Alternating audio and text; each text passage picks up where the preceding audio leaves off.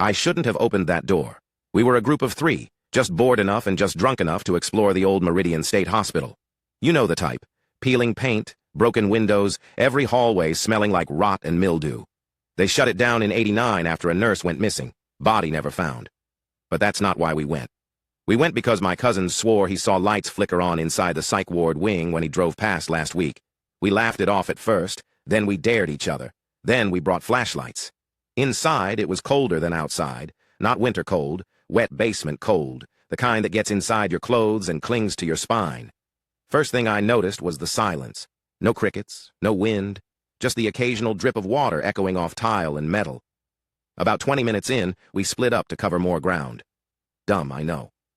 I took the left hall toward the children's ward. Paintings on the wall, animals, balloons, cartoon doctors, had all warped into something grotesque after decades of water damage and rot.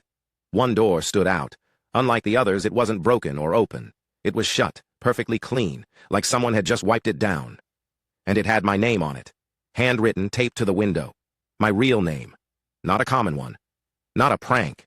My friends didn't even know how to spell it right. I thought maybe it was left over from someone else, a coincidence. I reached for the knob. The moment my fingers touched it, the silence broke. I heard breathing behind me, fast, shallow, desperate. I turned around. Nothing. Just the long, dark hallway. But when I looked back at the door, the name was gone. I opened it anyway.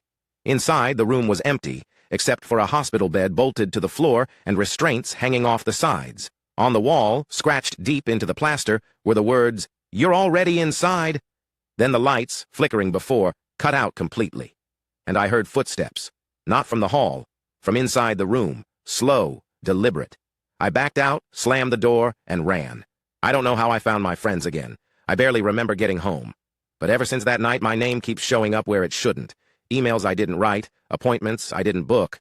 Last week I woke up to find a hospital bracelet around my wrist. It had my name on it, and the name of a hospital that's been abandoned for 36 years.